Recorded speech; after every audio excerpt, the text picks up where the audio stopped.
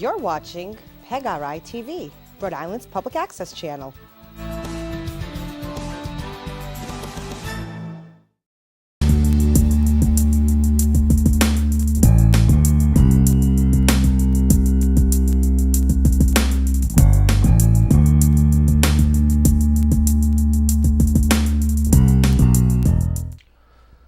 Hello everybody, welcome back to the Jason J. Tavares Show for right-brained entertainers.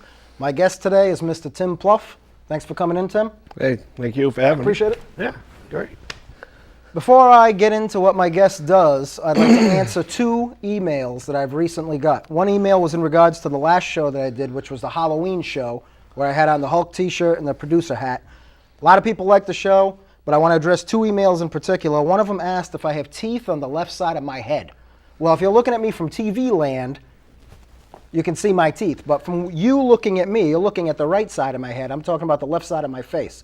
So to answer your question, there's teeth on the left, teeth on the right, teeth on the bottom. They're all mine. I don't put them in a glass at night. So, and about all the scary stories that I told last month, I couldn't even be a waiter. I can't remember, like, from a couple minutes ago, if somebody gave me their order. There's no way I could recite 5 scary stories for a half hour like that. If you came to me 10 years from now and asked me the same thing, I could give you the 5 scary stories again. And if I had enough time to do 2 Halloween shows, I could have gave you 10. So enough about that. That's my answers to both emails. Yes to the stories, yes to the teeth.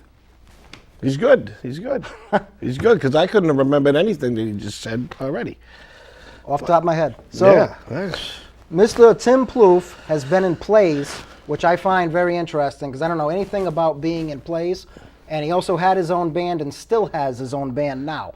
So Yeah. the floor is yours. I'd like to hear, Wow. What would you like to discuss first, the band or the plays? You know what? Let's get the plays out of the way. Okay. Because I know very little about it. No, Yeah. I'm kidding. And you did bring a segment of the music today too, right? I did. I brought a segment of, I think the folks will like it. You know, the studio audience will probably like it. You don't stage dive or anything, do you? No. No? I was just joking. I have in the past, but I Have gave you? that Oh, up. that's Yeah, I gave that up a long time ago. Let me ask you with the plays, like let's say, what you said you were in Hamlet? No. I was actually in Camelot. Camelot, excuse me. Years ago. That was it. It was a community theater type thing. You know, it's. I was walking down the street one day and somebody just said, "Hey, you want to be in a play?" Really? And seriously. I mean, really. It was actually. It was a coworker, and.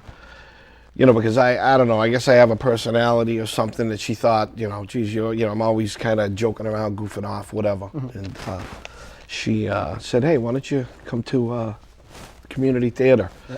So I went. It was fun. It was a lot of fun. It was a musical. It was. Now, were you just Camelot. offered to get in, like right away, or did you have to audition? Well, community theater is kind of, it's funny. They're always looking to cast a lot of male, middle-aged. So it's a little easier for a guy to get involved. Yeah. But again, at the same time, who the heck doesn't want to try acting at one point in their life? I mean, it's a lot of fun. You get to be someone else, get to be someone you're not. You know, you use your imagination. You can kind of take a character and run away with it. Right. You know, if you really get into it. It was a lot of fun. It wasn't a very big part in that one, but again, we're talking back in the early '90s, and it was fun. But one particular play that I really enjoyed was it was A Dark and Stormy Night, and that was written by a gentleman by the name of Tim Kelly, and he's from Massachusetts. Oh, nice. I think it was written in 1988. It was a kind of like it was actually a comedy based on a little inn in Massachusetts where it was a blast. I got a decent part in it. I was a detective. Dawson was my character, and I got to really shape him the way I wanted to and stuff. It was a lot of fun. Kind of like Roosevelt Scavo from Blind for Any Gloom. Absolutely. Yep. And and it's fun because you can kind of like take some of your favorite actors or some of your favorite characters in the past, and you kind of like intermingle them, get a little bit of like maybe Columbo in there, and maybe a little bit of the next guy. But it was a lot of fun, and again, it wasn't a musical, so there was more acting in it. You know, the musical was singing through the whole thing. If you're familiar with Camelot a lot, in any way, you'll see that it's all singing. It's funny, I asked you about the play yesterday and today. You told me Camelot 6 times. I still said Hamlet. Yeah, I know it. And you're supposed to have a good memory. Supposed to have a good memory. You could even be a waiter. No, I have a terrible memory. That's why I use the waiter as a reference. A couple minutes later. But then you tell me that, and I'll remember it for like 20 years. Yes, yep. That's a bad thing. Yep, Let me ask you this, too. When you're going in for a play, like I know it was you said that he was a friend of yours or a guy you worked with said, hey, why don't you do this play? When you go in there, now you get your script. Of course, you have to memorize your script. It's live. How much time does it take? Let's say the play is a half hour. How much time would it take to memorize your script? Let's say you were the leading guy, and you got to memorize your script with all these people. How many hours would it take prior to opening night? It takes practice. That's the thing. I mean, one of the reasons it's hard to do is because we're all busy. Yeah. We all have jobs. We have lives. We have things, and it is very time consuming, especially if you're going to put on a good production. Once a week, then rehearsing or more? It's a couple times a week. Wow. The musicals are very hard. The Camelot thing we probably worked on for about 4 months of rehearsals. Night, huh? Oh yeah, yeah. And it's funny because when it's community theater, it's a one weekend thing. Mm-hmm. You do a Friday, Saturday, and a Sunday. Sometimes 2 shows, a matinee but tons of rehearsal. You got to get everybody. You got to get everything clicking. You got the stage. I mean, I'll tell you, the people that work behind the scenes are nonstop. Yeah. Especially with the stage setup, clothing, all the things that are needed. Whereas the non-musicals, a little easier, as far as that goes. But again, it's still time consuming. I can imagine. And you got to remember your lines and. It's a great experience, though. It was a blast. I would do it again in a minute. Hopefully, I'm a little bit older. I have a little more time. I'd like to try do something again in that. And like I said, this was back in the '90s. I hope you get to in the future. I would like to do it. Something you'd probably like to do yourself. Oh, definitely. Yeah, with the memorizing the lines, I'd probably have to study forever to get them down. But then, like I said, I'd you believe it or not, when you love something like that, if you're really enjoying yourself, acting, it's going to come right. The lines are going to be easy. Probably, it's like anything, I mean, if you have a favorite song, you remember it like that. And being in myself in a band and stuff, I think of all the songs that I know. I can recite word for word, sing them like crazy, and even my girlfriend, she'll say, how do you remember all these songs? Yeah. It's because I enjoy it enough that I don't know what it is, your brain or something just absorbs something you like better than something you don't like. Yeah, it makes sense. So. Now, when did you start doing, you said you were in a band in the past, but you're in one now as well. I've been in bands since I was a kid? When I saw the Beatles, when I was 5 years old, I mean, that was it. I was like, I got to play. I mean, me and my friends used to get tennis rackets and put on a Beatle record, and we'd play, and while one day we'd be playing Army and the Cowboys and Indians, the next day we'd be playing the Beatles. Now, what do you do? What's your instrument? Drums and singing. And you sing too? That's awesome. Yep. And over the years, I played in several bands, local, nothing big. I did do an Eagles tribute band for about 8 or 9 years, which was probably the point in my musical career where it's, I reached, not the point as a how do I want to say it? Pentacle? Yeah, your average musician, your local guy. I got into a band that was pretty good. We did some traveling. We did some casinos. We did some around the country or on the coast. Mostly on the East Coast. We went as far as down by Corpus Christi. That's a good distance. It's a real good Texas. It was pretty cool. It was a cool learning experience. Hotels, planes. Yeah. We were a tribute band, and we were a tribute band to the Eagles. Who unfortunately just lost Glenn Fry this past summer. Really? Yeah. And like I said, I did that, and that was a lot of fun. Actually, I have a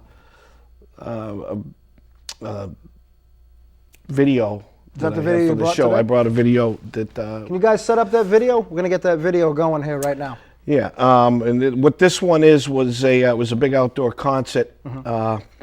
It actually, on the video, it says Marietta, Georgia, but there was a mix-up because this particular concert or show that you're about to see was in upstate New York, and it was big outdoor production.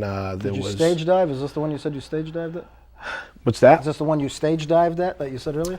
No, well, yes, but not this. You won't see it in the video because this was the opening song. Okay. So that was later in the concert. But this takes place at. There was probably, I want to say there was a few thousand people. It was great. It was a blast, and you'll see in the video. And like I said, it says it takes place in Marietta, Georgia. This was 2006, but it was upstate New York. Okay, let's take a minute and let's check the video out here. Look at the drummer.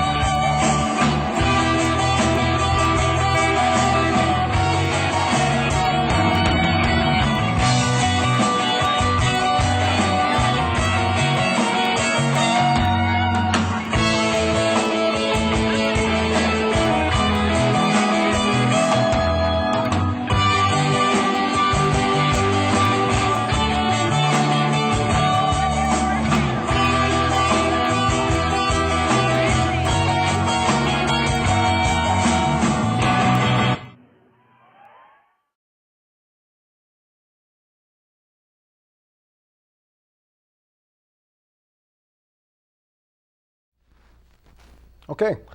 I hope you guys enjoyed that video. I know I did. Let me ask you something. When you're on stage like that, like everybody just saw, and you're in front of thousands of people, I know the music, you know all your words. Like you said, you're at home, you said your wife says, geez, how do you know all those words? You ever just have a point where you stop and you're like, oh man, you realize where you're at and then fear kicks in? Like sometimes it happens. People? It happens a lot. I mean, I shouldn't say it happens a lot, but it does happen. And sometimes when you get through a song and you're like, you know where you messed up. And most of the time the audience doesn't know it. But yeah, it can be, like I said, again, it's all about how much you enjoy doing it and not forgetting. But, you know, we're human. We're going to forget sometimes. Well, doing plays, too, I imagine. Like, if you're studying a play, not to jump back, but you're doing a play, you have it a certain way, you've rehearsed it. Opening night will probably almost exactly like the most perfect one you guys did because everybody's on the A game. If you go do it a couple days later, like let's say you have a film, did they ever do this for you guys? Will they film like opening night and then film like 3 times later of doing the play to see if how For me, it gets better. Gets better, huh? Yeah, because you get more into it. But you're going to see the changes, like how you know. Yeah, because I think the toughest one is your first night. Yeah. Because that's, you know, you're out there and, you know, there's people out there watching you. Yeah. And, you know, the whole, you want to get through that. Yeah. You know, usually you'll get through it in the first 5-10 minutes, hopefully. What did you play in Camelot? What was your role? I was one of the knights that gets killed by Lancelot in the jousting tournament. What kind of swords? Like actual real swords? It was actually, because it was an on-stage production, it was kind of one of those, again, it's a musical, so you actually didn't do, it was kind of like the song tells the tale, and then I'm laying there on the stage, and Lancelot comes over, and I was Sir Lionel, was the knight that I was, and he resurrects me. And if you're familiar with Camelot, that's what I've heard of it, but I don't know much about it, though. And of course, at that point, Guinevere is now falling more in love with Sir Lancelot and seeing this being able to do this, you know. But it's the whole, you know. That's awesome. But I had a couple little lines in it. It was nothing really, but it was a lot of fun. It was a lot of fun because I was part of the chorus. Too, right? What's that? That must have helped you out with the band. Now the band was well before all that. I mean, well, even now you have a band. Yeah, I do a band out of the Worcester area. What kind of experiences face to face with people? Must transcend you just gotta, like, you know, just like the audience you have here. You just gotta put them out of your mind. You know, you're not there. You're not there, even though they're there. Hey, down in front. Hey, you guys, come on. You just focus and just do your thing, you know. That's awesome. But, you know, you feed off the audience, too. Because there's nothing worse than being in a band and playing at empty chairs. Yeah. Because that's just a bore. Now, where do you get the ideas for the music? Is it all rock? Because you said it's Eagles. Yeah, I'm pretty much, I mean, the Eagles was a, you know, rock country, mostly, you know. And it's funny how I got in that band, too, because it was back in 2001, 2001, a buddy of mine just called me up and says, hey, I'm going to audition for a band in Fitchburg. Says, you want to come with me? I said, what's the kind of band? He goes, they're looking for a singer for an Eagles tribute band. And I said, a singer? Yeah. What do you mean a singer? I mean, this isn't the Rolling Stones. The Eagles don't have a front man that just sings. Right. He goes, I don't know, you want to go? So I went with him, and I really was never, I always liked the Eagles, but I was never a real big fan, you know. I like, you know, they have a lot of great songs, and, you know, who doesn't like them, but I was never like, wow, you know, the Eagles. He auditioned for the band, and when we got there, the drummer, there was a set of drums there, and the drummer, for whatever reason, couldn't make it. So he says, oh, my buddy here plays the drums. So I sat down and played the drums during the, you know, while he auditioned. So a few days later, I called him back, and I said, Kev, his name was Kevin. I said, how'd you make out with that band? He goes, nah, they didn't want me, but they want your number. Come on. So, yeah. Oh, man. And I really said, I don't know if I wanted to, but I called them back, and I ended up going back again, and then I met, at the time, a couple of the other musicians that weren't there, and they were pretty good. So I said, yeah, I'll give this a shot, and then it ended up being, you know. Any animosity with you and that guy afterwards, or? No, he was, you know, unfortunately he's passed away now. I grew up with him, and he was happy. You know, he had no problems with it. You know, awesome. I think if he had played an instrument, maybe it would have helped him. You know. Now, do you write music too? No. I have no desire to. I mean, I may have tried it a few times, but yeah. You didn't catch the video of me singing on YouTube, did you? No. I'm not a good singer. No? I'm pretty good at writing songs, but I sang, and wow, you wouldn't want me in your band. No. Oh, I'm telling you. You might like the song, but be like, wow, if somebody else sang it would be a great song. It must be something, the song must be about something morbid or... it's about the last book, The Broken Tracks Beneath Forgotten Windows. Oh, there you go. It's a song actually about that book. Okay. So kind of captures a lot of the theme of it. Yeah. Lukey's in the video. Oh, is he? Yeah, I have him at the beginning of the video. Cool. Yep. So it's good stuff. Yep. Lukey, they know who Lukey is, I'm sure, right? Lukey is my dog. There's Picture Lukey right there. Lukey Dookie. Yeah. That's my buddy. So anything else you'd like to add about music? Anything like I didn't cover or touch on? Or? No. I mean, my new band, well, not my new band, but the band that I'm currently with, it's funny because the band that I play with now, we just do low, you know, like I said, it's based out of the Worcester area. Yeah. But sometimes we play out in Rhode Island. Are you friendly with other bands around town? Or? No, no, not really. Yeah. No, I don't get into the clique of it or anything. That was back in years ago in the scene when I was a kid. You know, playing in the Worcester area, all the bands. You got to get into the clique. And but my band, The Fog, F-O-G, stands for Freaking Old Guys. That's a great name. Yeah, and we play a lot of classic rock.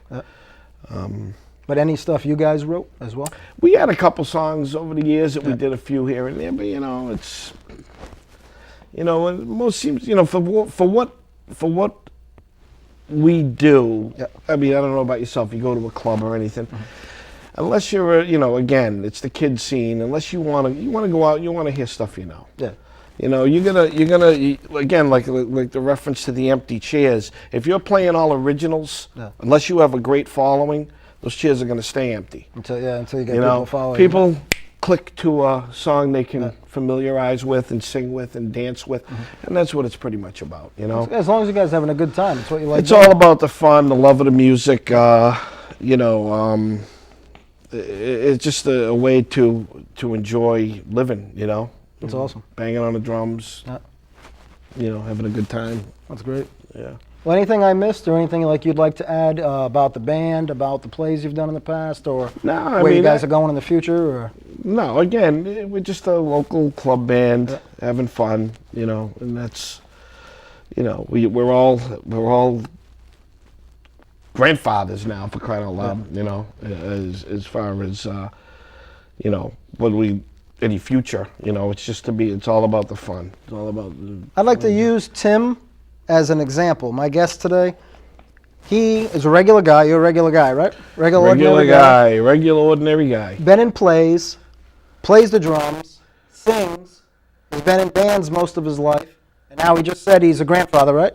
Grandfather 4 times. Grandfather 4 times, and he's still in a band. So you're still doing things throughout your life because you enjoy it. I'm a kid. You kidding me? That's how I feel inside too. Look at. I got Jurassic Park over here. This poor guy's on a set with plastic dinosaurs. Sylvester Stallone. So we got writers, directors, producers, actors, singers, sculptors. Anybody wants to be on the Jason J. Tavares show for Right Brained Entertainers. If you have stuff that's interesting, out of the ordinary, I don't care if you make ceramic cats or you make the city of Pompeii out of mold that you find in your basement. If it's right-brained and it's interesting and you want to be on and talk about it, my email will come across the screen, hopefully right now, and you can be on the show. The Halloween show was last month. If you want to check that one out, I've had various shows besides this show. This is my 10th show. Halloween show talks about scary stuff that happened to me, and my guest was Jimmy the Puppet. Today I actually have a human guest, which I'm very happy for. Please watch all the shows that I've done. Tune in the future. You're welcome to be a guest in the future. Check me out on YouTube. Jason J. Tavares, that's my name. If you want to check out books that I've written, you can find those on there. The Shadow Inside, Existence, The Tale of a Fang Killer, and Broken Tracks Beneath Forgotten Windows. All my films are on YouTube with my show. Hopefully you guys had a safe Halloween. And once again, Mr. Tim Plouffe was my guest today. Thank you for being on. Thank you. And I will see you guys next time. Be safe, and I'll talk to you soon.